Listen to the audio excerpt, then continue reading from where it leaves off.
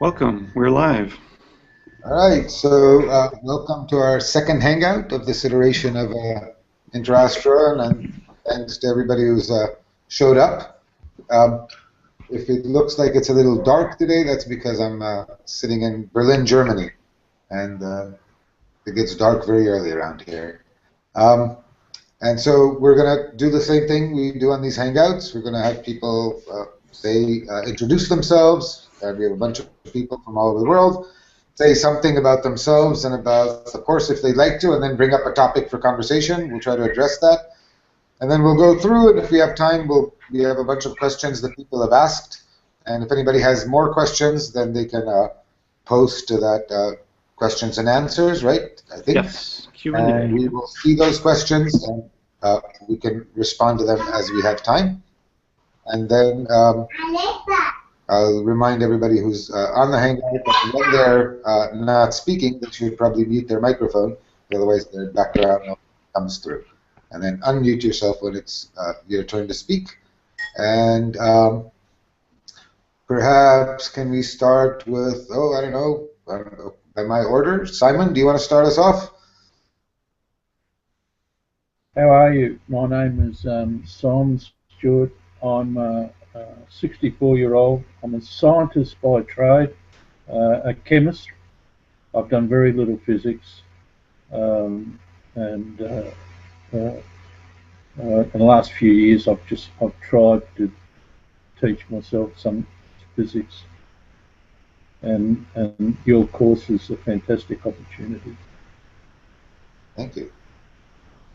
I'm glad you're enjoying it. Did you have a topic you wanted to bring up, or a question, or? I've wondered for quite a while. They talk about further out in the universe that you look, the faster and faster it appears that things are moving away from us. I wanted to know how they compensate for the matter being between its source and coming to us at very low density to take that into account, because I thought it redshifted light, and how would they compensate? That's what I'm on about. That's a very good question, and I want to first apologize to you as a chemist. You will have noticed that there are lots of places in this class where chemistry would have been relevant, and the reason I didn't say much about this is because I know even less chemistry than I do astronomy, about none, and so that's a valid, that's a good opportunity for that. But what you're pointing out is very correct. When we look at an object, we know that if there's dust clouds in between, then because the dust preferentially scatters blue light, we are more likely to see redder. The things we look at will appear redder. It's called reddening. There's a expression for this reddening factor. And of course, the farther an object is, assuming a roughly random distribution of dust, the more dust clouds will probably be between it and Earth. And so indeed, just on the basis of dust, without expansion, distant objects will appear redder. This is an issue which in some circumstances needs to be corrected, and you do calibrations of this. So we have a pretty good image, a sense of this reddening factor. But before that, the way we measure redshifts primarily is using spectral lines. And when you have a spectral line, that wavelength is determined. What intermittent reddening, what an intervening dust cloud might do, is it might change the intensities of different lines. It might scatter the blue more than the red, so the blue will lose more intensity. But it doesn't actually frequency shift. Scattered light is scattered at the same wavelength at which it was received. When we say it's reddening, it just means that of a beam of, on average, white light, the same amount of blue, green, and red, more blue will scatter, so more red will survive. But each individual photon that penetrates, that isn't scattered, maintains the same wavelength that it had coming in. So that if you have a sodium line with a very sharply defined wavelength, scattering won't change that wavelength. Scattering is an elastic process, pretty much. And so when we observe a shifted spectral line, that is not due to anything in the intermediate medium. It is just the Doppler or the cosmological redshift, and we'll talk about the distinction between these two and the way in which they're the same in the last weeks of the class when we talk about kinematics of cosmology. Is that the question you were asking? That's close. Is there a gravitational effect, even with small amounts over a long distance, to affect the redshift? So that's what we were talking about a gravitational redshift. Yes, So, but that's absolutely. Yeah. There are two kinds of gravitational effects. One, as we will discuss, is the cosmological effect. That's essentially what you're measuring. The best way to think of the redshift that is in popular descriptions associated with having things moving away from us. It's better, it turns out, and where both descriptions are applicable, they coincide, and at large distances, thinking of it as a gravitational redshift is a better way to think about it, and we'll talk about that. And so, yes, there is that's the global gravitational effect. Superposed on that, there can be local effects, which have to do with moving in the vicinity of actual mass concentrations, not the average homogeneous uniform mass density of the universe. Those, by and large, do not cause a big shift because typically if in between some distant galaxy or a quasar or something and us is, say, a galaxy cluster, then our photon starts very far from the galaxy cluster, falls towards it, and is accelerated, or in other words, doesn't change speed, but is blue shifted as it falls in, and then red shifted as it climbs out. And to a good approximation, the redshift is the gravitational potential. If you start very far from something at potential approximately 0, you come very close, you get blue shifted, you move far back off to infinity, you're redshifted back to exactly the original wavelength. So the only time in which there's a net effect is if the radiation was emitted from the vicinity of a very massive object. And then we see that. But other than that, other than the local effect, all the local effects in between us pretty much get washed out. Okay. Okay, that's very good. Thank you. That's a very good question. Thank you. Let's see. Okay. Let's see if we can have someone else introduce themselves. Let's try, I don't know, Roberto will have to do it by text. So let us give a chance. Justin, I don't have everybody's names for some reason, so can you call, because I'm going to get it wrong. Sure. Pranav, do you want to unmute yourself and introduce yourself? I'm Pranav. I'm a software engineer from India.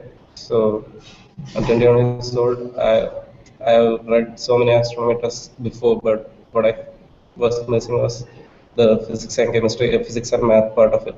So this course has been really helpful. So thanks for putting up this. Something I want to add to the previous question was you said the wavelength of the absorption lines don't change, something like that. But I wasn't very clear about that. In the last question, you said if there's a sodium absorption line, it doesn't change its characteristic wavelength. I wasn't clear about that. Okay, so thanks for joining us. There are several things that I could have meant by that statement, and I guess I meant all of them. One of the statements is that there's this fundamental principle that we assume until proven otherwise, and it's held up very well, that on Earth as in heaven, in other words, the sodium atoms in a distant supernova are identical physically to the sodium atoms here. And so they emit at the characteristic wavelengths of sodium.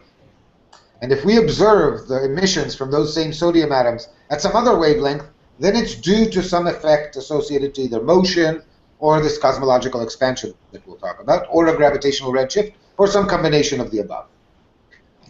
What I was saying was, oh, go ahead. Suppose something is redshifted too far from its actual location.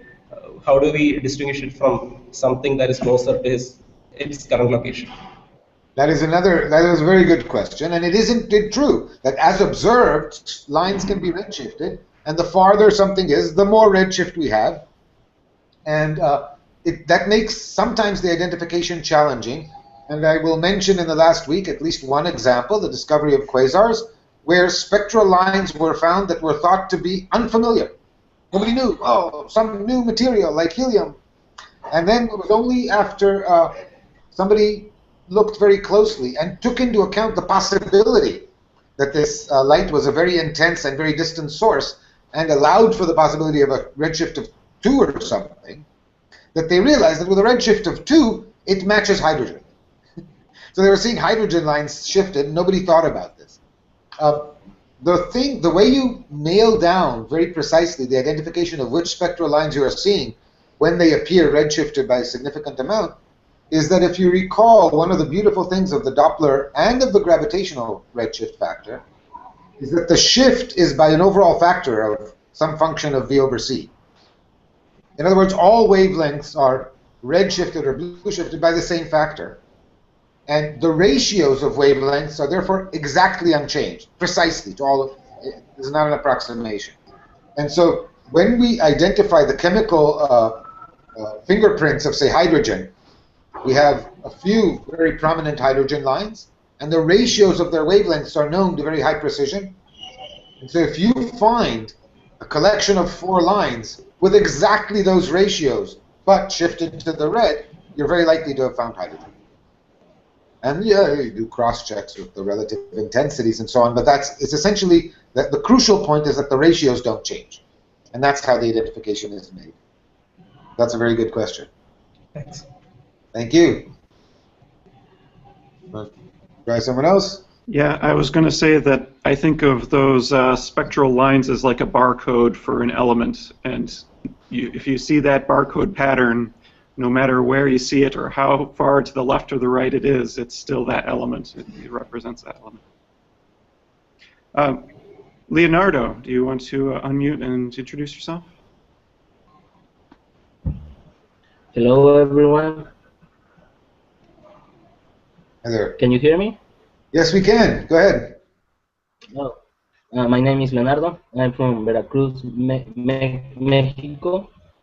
I am a theater actor, and this is my first course in astronomy. And I have been taking a few courses before in Coursera, and I think in this course is a great opportunity to recall or have a tour about 2 centuries or more of history and a lot of physics and a lot of work of many people. And I think it is, at least for me, a little intense, but it is a lot of fun. I think every topic is almost a science, and you have a lot of details to have fun. Well, I'm glad. And so, It can't be, I mean, I agree this is very intense. There's just a lot of good stuff, but it can't be more intense than, the last month before a theater production. I've seen that happen. So you should be used to this level of intensity. well, it seems it is Oh, wow. intense too. So I have a question. Shoot. Do you think that the study of the universe, I mean, other stars, other planets, could help the humanity to realize that a planet like Earth, able to support life, is rare and can avoid to destroy it? Well, that is a very good question, and let me say before I say anything about this that it's not a physics question, and so I have an opinion like everybody else, but it's a layman's opinion. I'm not an expert on this question. Actually, nobody is a real expert. Nobody really understands. If there's one thing nobody understands, it's humanity. Yeah. And I think that. But I can answer some of the technical aspects first, and it's whether studying astronomy tells you that planets like Earth capable of sustaining life are rare, or on the contrary tells you that they are common, depends exactly how you phrase the answer or the question, because we live in a huge galaxy with a trillion stars. And what we've discovered is that it's very likely that most of them have planets, and therefore it's quite likely that a small fraction of those, but a small fraction of a trillion is still a big number, actually have planets that might be able to sustain life. And there have been recent exciting discoveries of planets that superficially, at the level that we can check, might actually be candidates for exactly such a thing.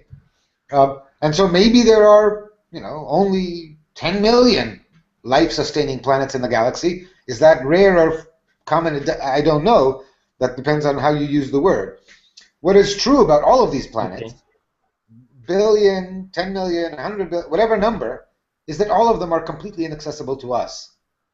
And they're inaccessible with current technology and with most of the possibilities for human motion that we can contemplate. And so pretty much our future as a species is tied to this planet, at least in some foreseeable future. Now, it is equally true that studying astronomy teaches us things about this planet, like in 2 billion years, this planet may not be habitable. It is kind of daunting to think of humanity surviving another 2 billion years given our performance over the past 1,000. But if we were to survive 2 billion years, then we'd have to figure out something about how to survive past habitability of Earth. And so I think to the actual precise point of how crucial it is for us to understand that if we make Earth uninhabitable, then we will be gone as a species, astronomy doesn't change that equation in any fundamental way. It sometimes helps. There was this great hope in the last century when we first had people in space looking down at Earth and getting these pictures of the beautiful blue marble, that somehow this would make an emotional shift in all of us and make us realize the unity of the planet and wars would cease and we'd all get behind protecting our planet. Needless to say, the history of the past half a century has not completely borne out those hopes. That's no reason to get up on them. I think one way to think about it is we need whatever we can to help us realize those important facts. And if astronomy can be leveraged to that end, then that's a wonderful thing to do with it. That's certainly a good idea. And to me, if nothing else, look at all the beautiful work that we've been studying and all these brilliant ideas that all these great people have had and all this beautiful culture in place. Wouldn't it be a waste to throw all that away because we're not careful? So if nothing else, just the intellectual side of it appeals to me. But again, this is the contribution of one guy from Durham. That's all I have on that one. It's a good question. Okay. Thank you. Thank you. I think Roberto was asking a question, and since he can't Yes, I was going to suggest that. repeat that. So Roberto is asking, is there a certain proof that the universe is homogeneous and isotropic? What about if it is not? And that is a wonderful question, because the answer, like with most wonderful questions, is, well, sort of. We know that to a very high accuracy, the universe, as we measure it, is homogeneous and isotropic. And the way we know this is by doing things like measuring the numbers of galaxies we see at different distances and different directions, and noticing that there is not a direction where there are more galaxies than others, and noticing that there are that the distribution of galaxies, and there's a graph that we will show at some point in the coming week, I believe, or the week after, that shows that at distances of more than about 100 megaparsecs, the distribution of objects in the universe is roughly homogeneous. There's basically, knowing there is a galaxy, say here, makes it highly likely that there will be another galaxy nearby, because galaxies come in clusters. But by the time you look 100 megaparsecs away, the knowing there's a galaxy here tells you nothing about the probability of having a galaxy there. So that's what we mean by homogeneous distribution. And the same thing is true for isotropy. That said, there may be, at some higher order, at some higher precision, both large-scale structure beyond 100 megaparsec that is too fine for us to have detected in these statistical surveys yet, and in homogeneity, and in fact, there is, at any given time, there will be a few theoretical physicists working on constructing what is called a very special relativity, which is the theory of relativity, or the theory of particle interactions in the presence of a preferred direction. So you have general relativity, where all inertial frames are considered and relative acceleration is allowed. And you have special relativity, where you have a preferred sort of zero acceleration frame, and there's no gravity, and so you only have inertial observers. And then you have very special relativity, where you also have a preferred direction, and so the symmetry is only under rotations around that direction. You get a partial. The Lorentz transformations are no longer symmetries of that universe, because there's a direction selected out. And if you make the violation of rotational invariance small enough, then we would not have detected it yet. And this could be a local effect that due to some effect in our neighborhood, or some global effect. So the answer is always that, to very good precision, we measure a homogeneous and isotropic universe. And so we know that violations of this in the large scale have to be quite small. We have very good constraints on them. But of course, it's also true that the universe is not homogeneous and isotropic. I am here, and I am not there, and Earth is here, and the galaxy, the Milky Way, is here. And that's an inhomogeneity. So we don't mean literally homogeneous. We mean that on large scales, when you average, it's to a very good approximation homogeneous, and then there are small perturbations in homogeneities riding along, but they are at tiny fractions of, at best, one per a few parts per 100,000, or a few parts per million. And then we keep putting bounds on that. And we'll talk more about all these cosmological topics, obviously, in the last 2 weeks, and hopefully that'll help a little bit. Great, thanks, Roberto. Ivana, do you want to unmute yourself and introduce? Hello, I'm Ivana. I'm from Croatia. I'm an artist, but I also sometimes work as science illustrator, so I try to keep up with the scientific courses. And I was wondering if you would like to share something about your research, about the role of geometry in physics. Oh boy, that's a big question. I mean, the answer obviously is yes. I can share an anecdote, though.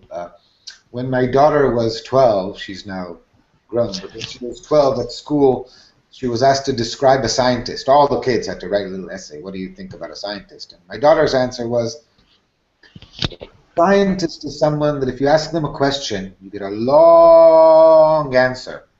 And so if I actually let myself go on describing my research, that would eat up more than this Hangout. And in particular, at the end of the course, I actually could not resist recording a sort of informal, rather long lecture video on string theory. So that'll be part of my answer.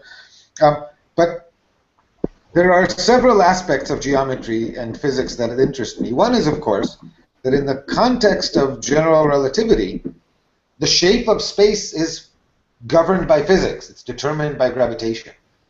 And we typically think of that as sort of ripples in an otherwise homogeneous space. You have sort of a uniform, homogeneous, roughly flat space, and then there's a dimple where the sun is, because the sun is a massive object. But you can think of more sophisticated geometries that can arise, and studying them with Einstein's equations is difficult but possible. And in particular, physicists get especially excited. I think we talked about this a little bit in the black hole scenario, where there are singularities. It's a property of general relativity that we create singularities. And near singularities, the geometry is changing very rapidly on small distance, over small distances. There's a place at the singularity, at a singular place, where something is very different, even if you're very nearby.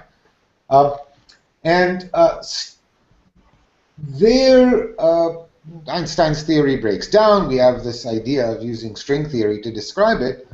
And in the context of string theory, we have managed to produce sort of geometrical interpretations of many aspects of physics, both gravitation, but also the kind of weak or strong nuclear interactions, the gauge symmetries of nature, are in string theory implemented geometrically.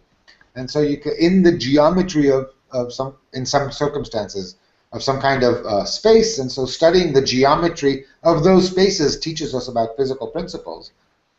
And it's been my good fortune to be sort of working in a field and at a time where there's been this amazing interplay between learning more about the geometry, the geometric structures of some kinds of mathematical objects, and realizing that if those objects are invoked as parts of space, part of the properties of space in which a string theory is defined, in which strings propagate, then these geometrical properties determine some physical properties of the universe that those strings describe.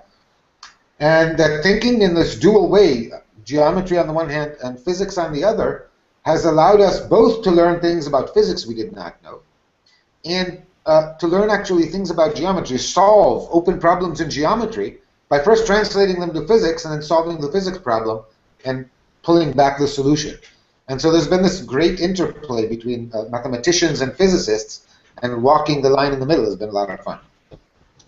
So this is a pretty general. I haven't given a very specific answer, but it's hard without getting too technical.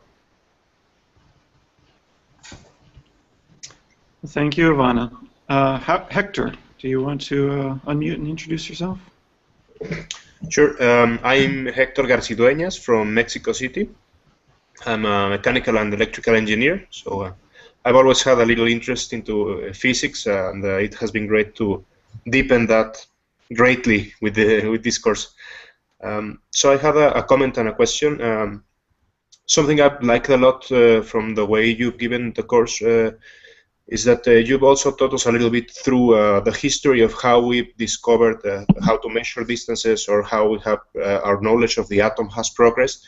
We've managed to learn a lot from that discourse. So my question is a little bit to the future, asking you to speculate a little bit, say in 5 or 10 years, what are some of those very interesting questions that you think we're on the very verge of answering?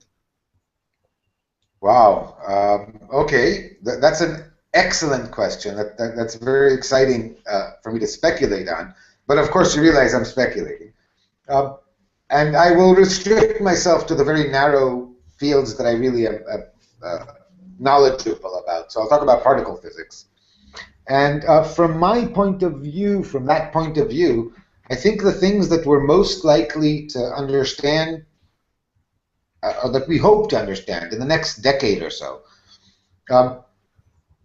first and foremost, we would really like to know what dark matter is, and what it's made of, how the dynamics of these particles, if that is what they are, what kind of dynamics they obey, what their spectrum is, what their properties are. And many people feel that we are in some sense on the verge of maybe being able to do this. Now, this depends on all kinds of assumptions about what we think it might be. If we're very wrong, we might not find anything. But there are ongoing experiments searching for direct detections of dark matter. There are ongoing theoretical studies of various aspects of what this could be.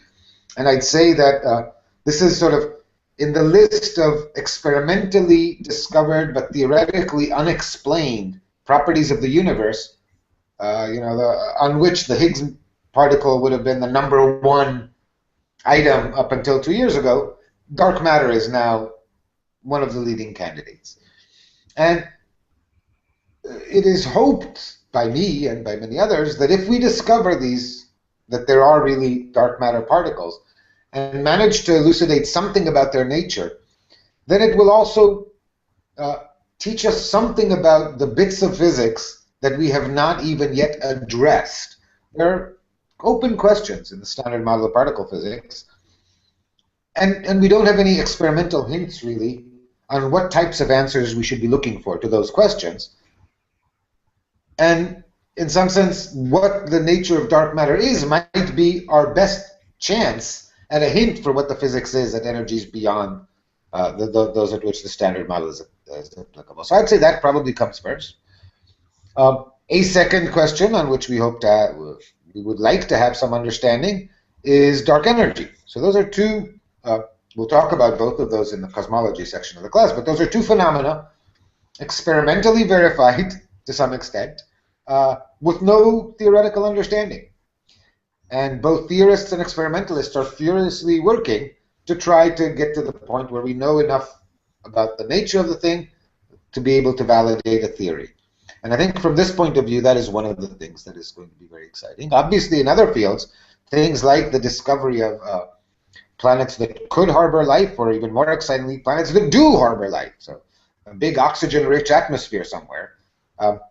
That would be exciting, and one could go back to the question about how this would impact our sociology and would it make us less stupid as a species. One can only hope. But those are the two that immediately jump out at me. There are other hopes, things I would like to hope that we will understand, but I don't have as concrete a path to getting there as with say, dark matter, which I hope we will understand. I mean, it seems hopeful, but not crazy to think that in a decade we might know something about that.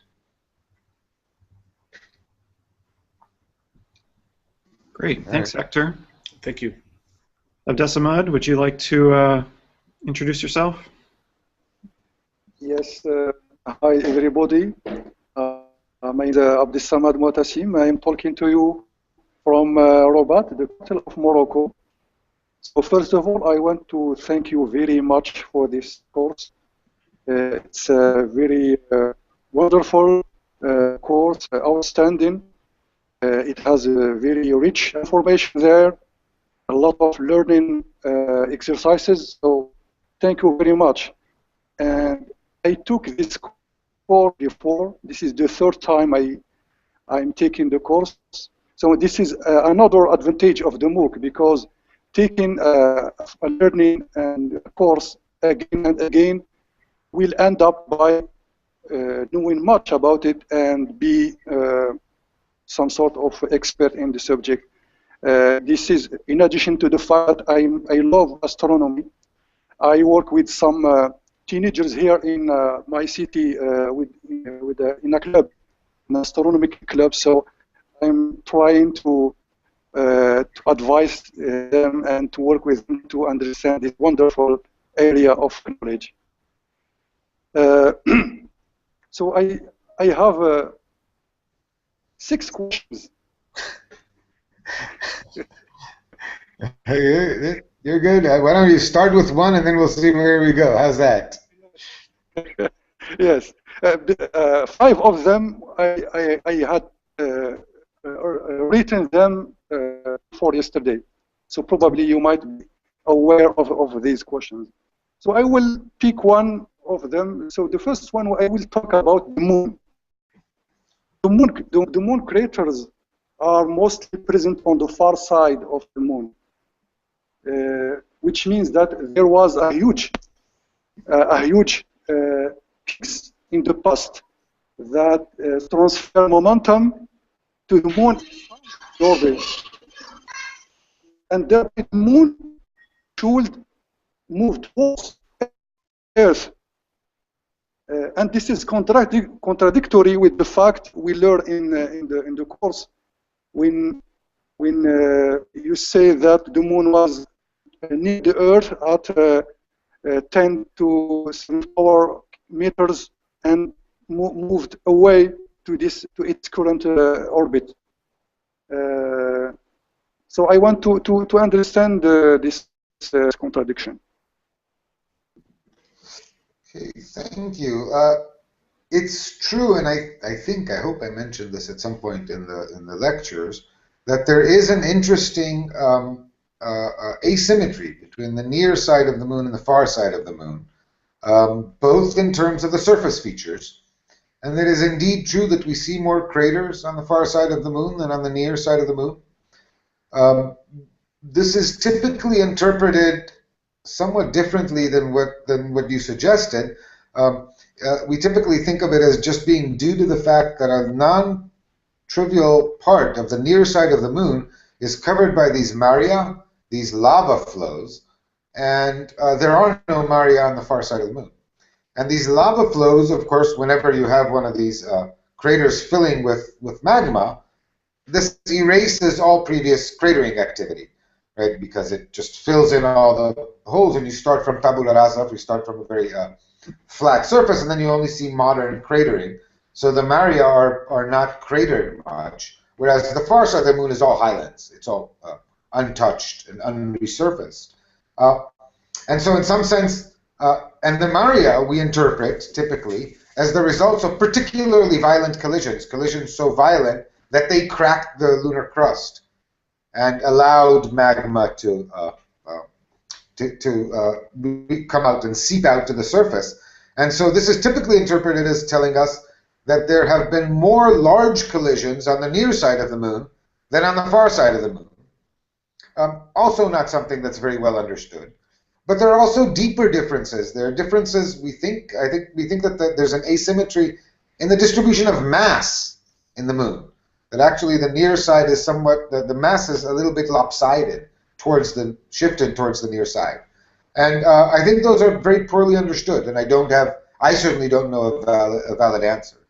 The statement that these collisions of objects with the moon would have pushed the moon towards the Earth, I think this is a little bit confusing to me because while there have been some pretty massive collisions, massive enough to, large enough and violent enough to crack the crust, the total momentum carried by such an object coming hard enough in to crack the lunar crust to make a mare, is actually pretty insignificant compared to the moon's momentum in its orbit around the Earth. So if you compare something falling onto the moon, we did the calculation for something falling onto the Earth, and if you can take our asteroid from that homework set and make it fall onto the moon, and you can compute the momentum it will have upon impact in the moon's frame, and you can compare that to the total momentum that the moon has as observed in Earth's frame by taking the mass of the moon times the speed with which it orbits. And that gives you a sense for how much the moon's orbit will be changed, by what fraction, due to this collision, and you will find that this is pretty negligible. So these collisions change the structure of the moon, the very violent ones, but they don't really have a serious effect on its orbit. And so I don't think that there's a very strong contradiction there, is how I would answer that question. I hope that answers what you were asking. I was trying. Yes. So the second question I have is in lecture 5.8, first quiz, you say that water was brought up to Earth by comets. And we all know that there was a mission to a comet, which is called Rosetta. And this is, from what I know, that they deny the existence of any water on Cherry comet. So how do you explain this? Well, again, I want to make that a little bit more precise. You're absolutely correct. The Rosetta results, of course, came in after that lecture was recorded. So they were certainly not part of the information that I had when I made that statement. But summarize was and to a large extent is.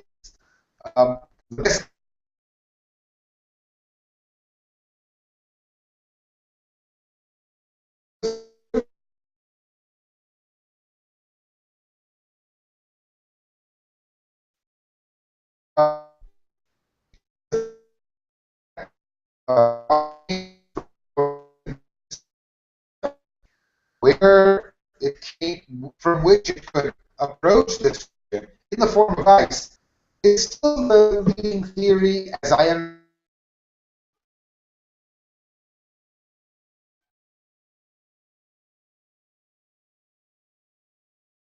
That I can, but I don't actually do research there. And I think what the Rosetta mission discovered is not that there's water on the comet, but actually that the isotopic composition of the water they did find on the comet appears appears to not quite match what we find on Earth. And they said that this Ronan? I froze. Ronan, sorry to interrupt. We're having a little trouble receiving your feed right now, so we're not getting your answer very well. I understand. Can you hear me now? I apologize. I can hear you. It's still a little bit scrambly. Yeah, so is the way I hear you, and I didn't understand that it was me. Let me see what I can do to improve things. Does this help? Are we any better now? Not really, no. That is an issue, and I don't know how to fix it. This is what happens when you improvise with. Yeah. Right now we don't have any video motion, or I don't have any video motion, and your audio is. Oh, it started to move again. Let's see here if it can catch up a little bit.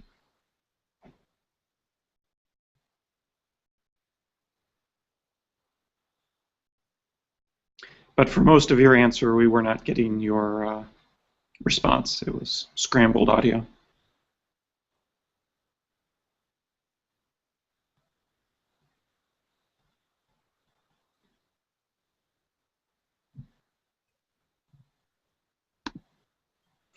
Well, okay, we're having our tech challenge for the day.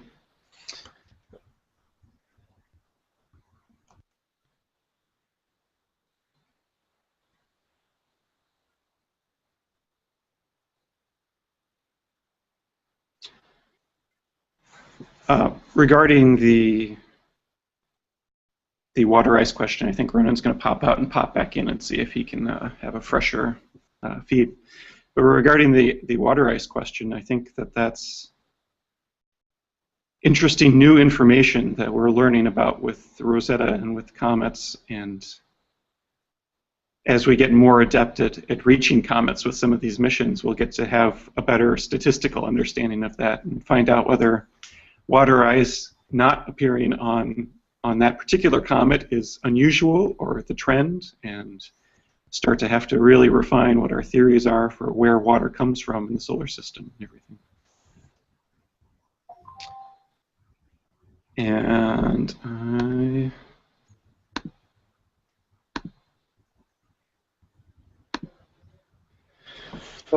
Christine, are you going to answer my other questions by email? Probably it's if you don't have. Well, if we can get Ronan back in, Abdessamed, I was actually going to have him answer some questions that other students had posted as well, so that some other people can have a chance to get some response from him. And maybe even Shubham, who came in later on in the Hangout, might have a question here that he would like to ask too, once we have a chance. Hopefully we can get Ronan back in again before too long. I'm keen to have a meeting between us, 2 or 3 of us, to discuss these questions, if you will, if you have time. So feel free to vote this to you.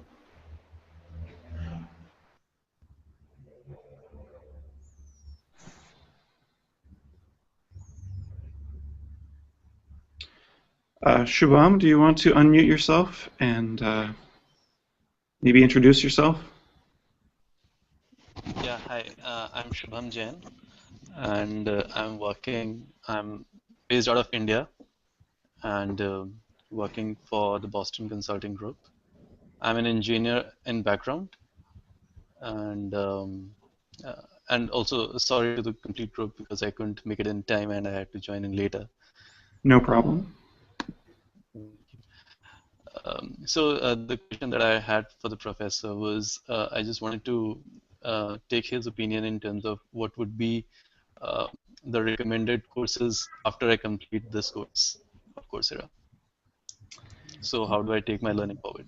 Right. Well, if we get him back in again, I'll certainly have him respond to it as well. But what I would say for you, actually, is in this question, is that your fellow students might actually have more valuable input about this in some ways than Ronan might even have, because I'm sure that his path was more attending a university, and in the course of that you go to graduate school, and then like that tends to be the path into being a physics professor, for example, and that might not be the direction or the goal that you're necessarily looking at. So that there may be other students who have taken this course and said, oh, look, there's these other astronomy courses that I thought were really good. Something like that might be helpful for you. The one that I know of that I've actually looked at was the Galaxies and Cosmology course that I think is given by Caltech on Coursera, which is a very interesting and challenging course that takes it to a higher mathematical level for the galaxy and cosmology part of it, which will be the next 3 weeks in this course. So if you get a flavor for these next 3 weeks and you think that's great, then you might look for that Galaxies and Cosmology course from Caltech on Coursera. Oh, okay, sure. I'll surely check that. I do know that there are several other astronomy-related ones as well. There's a Science of the Solar System course. There's also a astrobiology course. And I've heard good things from students who have taken both of those courses too. Okay, can you come again with the second one? Science of the Solar System, and the second one would be? And an astrobiology course. Okay. So speculating about what life would be like in planets around other solar systems. Oh, that'll be great.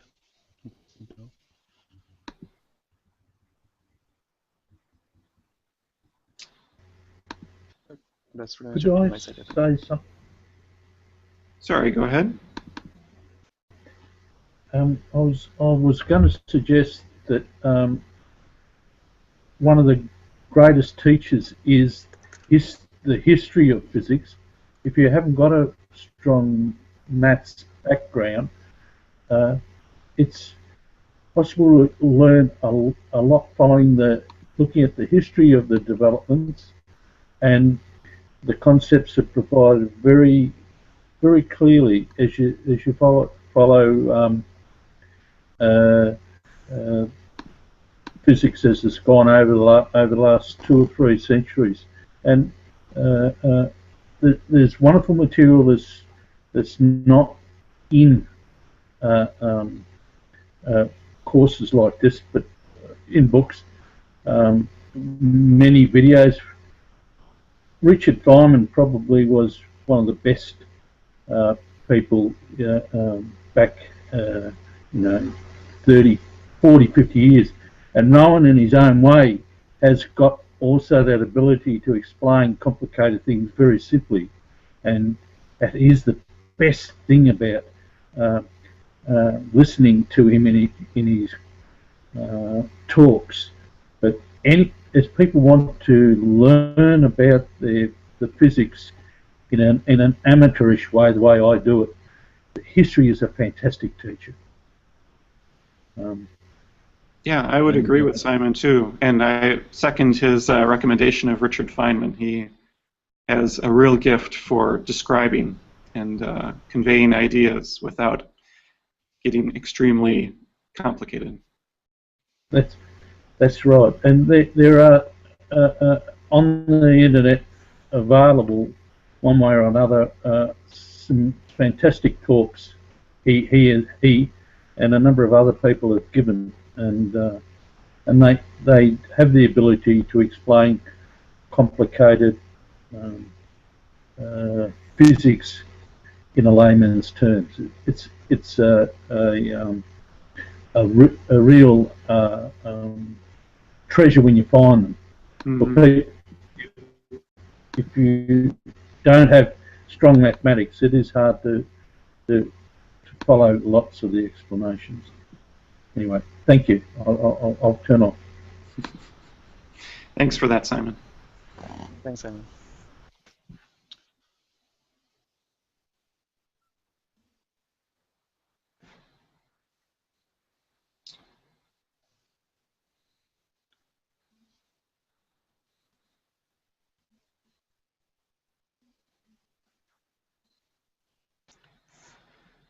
Well, I've heard from Ronan via email, but he still does not seem to be able to get into the course. So We might have a default ending to our Hangout for today then.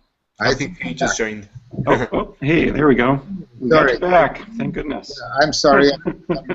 You had about 30 more seconds, and I was going to shut you down. Sorry, I had to move. I apologize. This is what I get for improvising. All right. I'm back now. It seems that everything is working. Phew. I apologize to everybody for the technical glitch. So we have one person who didn't get to ask, right? Yes, we were just talking to Shabam. He had a question about what should he do next to help further his astronomy learning. Oh boy. So we talked with him a little bit. I gave him some of the other Coursera classes that exist on astronomy. Exactly. And we were also, Simon made a good recommendation of looking at Richard Feynman, not necessarily for the astronomy, because that's not his area, but his quality of explanation for physics concepts. Is incomparable and certainly appreciated by many. There are lots of other good books that talk about astronomy, and especially depending on exactly what part of the material, right? We're covering the entire universe here. There's interesting things at every scale and every size. There are lots of good books and more coming. There are, and I mean, I can't recommend a particular one.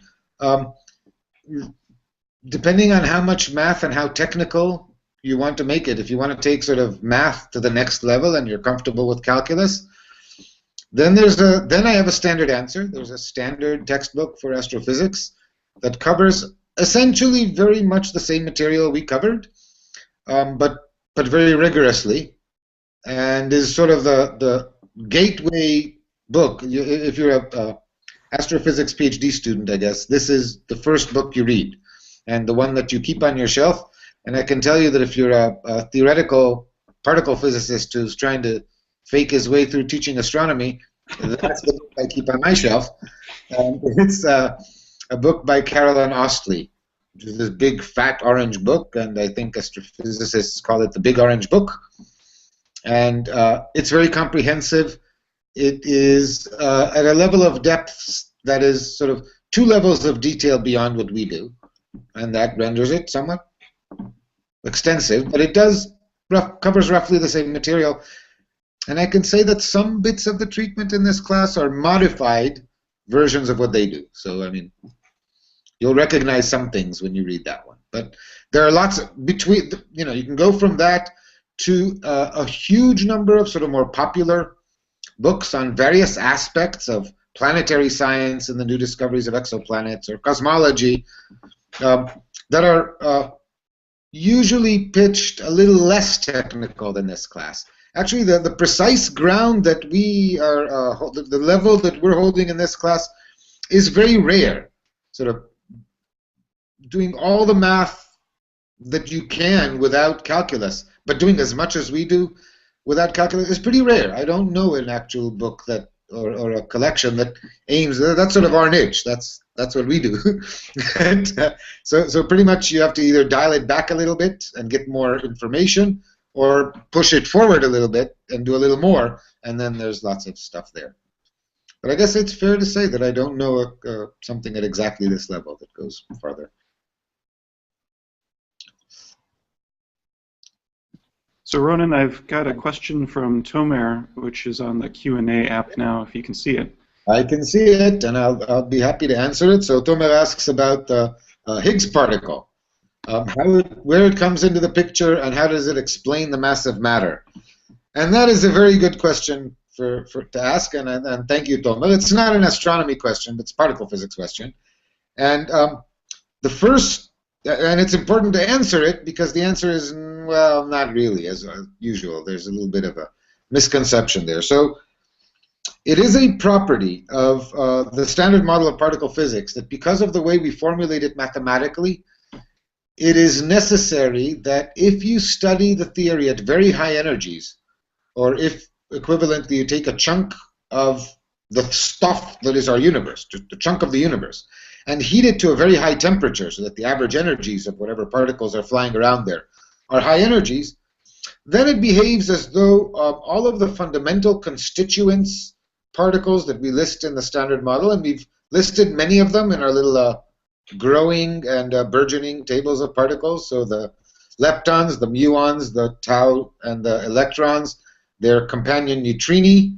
And then you add to this 3 or 6 flavors of quarks, depending how you count, and out of which nucleons are made. We had nucleons, but nucleons are not fundamental. We know that they're, in some sense, composed of quarks. And then the force carriers of the weak force, the strong force, or the gluons, carriers of the weak force, the W and Z bosons, and the photon. And all of those particles are massless in some fundamental sense, in the fundamental mathematical formulation of the theory. When we do measurements, however, we discover that some things are not exactly as I just said they are. Photons are indeed massless, but the force carriers, for example, for the weak interaction, the W and the Z bosons, are massive particles. And the way we incorporate what we observe at low temperatures, at the very low temperature of the universe, as massive particles, and whereas fundamentally at high temperatures these behave as massless particles, is something called the Higgs mechanism, and it involves the existence throughout field of space-time, throughout space of a field called the Higgs field, and it is the properties of the Higgs field, or the interactions with this ambient Higgs field, if you want to think about it that way, that are responsible for these particles having a mass. So far, so good. And it is a property of quantum field theory that when you introduce this Higgs field, the mathematical formalism brings along with it a massive spinless particle, which we call the Higgs boson. And this is the one that was recently discovered. And so in some sense, discovering the Higgs boson validated the mathematical theory that underlay it. I should point out that, on the other hand, if we try to measure the mass of a glue particle, a gluon, the carrier of the strong force, or the mass of a quark, we have difficulty because we do not find gluons or quarks as part of the particles we see in nature. In nature, gluons are bound into nucleons and or other hadrons, and free gluons also do not exist. And while they behave at high energies as though they were massless, and they do not acquire a mass through interaction with the Higgs, unlike the quarks, we don't detect them. And this is associated to properties of the strong nuclear force. And the reason I bring this up is that, indeed, the interaction with the Higgs field is responsible for the quarks not being massless. Quarks have some mass. The total mass of the quarks in, say, a proton is less than 0.1% of the mass of the proton.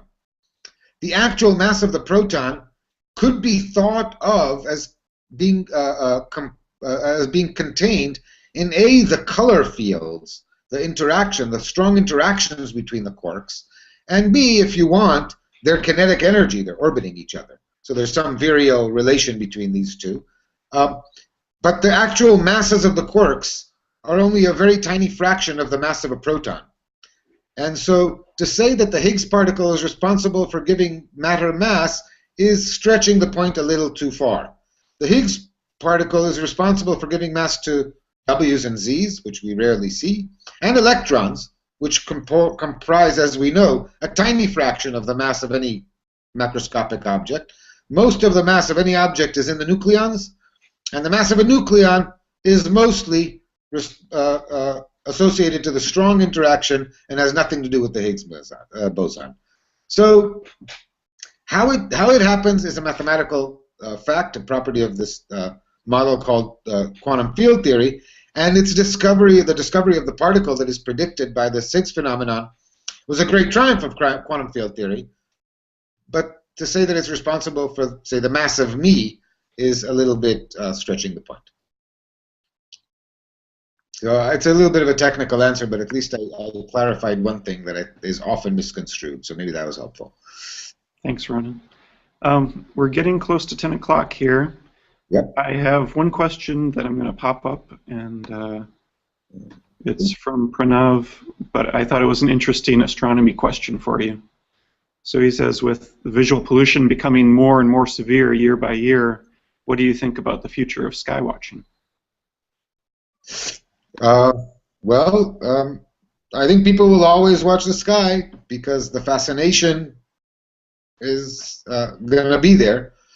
All of you are probably looking at the sky, whether you were previously accomplished astronomers like some of our students, or didn't used to look up, but now that you're thinking about this stuff all the time, it's impossible to resist. You know, Venus was at Extension recently and offered beautiful views, and there was no way to walk out at sunset and look west and not see this beautiful big thing and go figure out, oh, that's Venus, I just saw Venus. So people will look up. There is the beginning of awareness, and indeed, there's more of us living on Earth, and we tend to like our streets to be illuminated at night just because it helps us not stumble, if no other reason. And so there will be increasing problems of light pollution. There are some technological improvements that people are making that can help with this. So it turns out that an amazing fraction of the light we use to, say, illuminate our streets, because of technological engineering issues, is actually wasted. It's radiated out to space. All of the light that reflects off clouds or moisture in the atmosphere and makes the sky bright and makes it impossible to see stars. Well, not being able to see stars is, to me, a tragedy. To humanity, in a more practical sense, this represents energy that we produced, or producing energy, as I said, is a misnomer, but whatever, you know what I mean. We harvested and converted to electricity, and probably created greenhouse gases in the process, and wasted the resources that it takes to excavate oil or coal or whatever it is. And now, instead of that light being down, those photons being right here in my eye where they help me see the street, they're up 50 miles in space in the atmosphere where they do nobody any good. So there's every motivation to be more efficient about our lighting, and at the same time, as a nice side product, make the skies beautiful at night again. And there are people who work on such technological innovations as simple as putting better reflectors, more directed city lighting, can simultaneously give you the same illumination on the street for less energy, while directing a lot less of that into space. Can that compensate for the growth of human population? Probably not. Probably, as people who, in the future, people who are really dedicated sky watchers and want a dark sky will increasingly have to go to places with small population densities, and maybe high-altitude deserts will always be a good place to go. And those of us who live in cities already can see a lot less than we used to. And one can hope for improvements, but the truth is, the best we can really hope for is to not make things much worse. That already, in human terms, is progress. And on this happy note, this is bright optimism. I guess the European darkness is getting to me. I don't know, but I mean, maybe people will develop the technology to skywatch from space, and boy, that would be a view, right? If you could hop up 100 miles into the atmosphere, out of the atmosphere, to skywatch, now that would be a view that I have never seen, and that would be exciting. So maybe that's the answer.